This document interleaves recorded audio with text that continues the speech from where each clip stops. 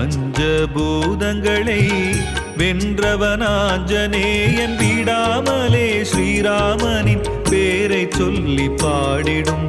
விடாமலே ஸ்ரீராமனின் பெயரை சொல்லி பாடிடும்.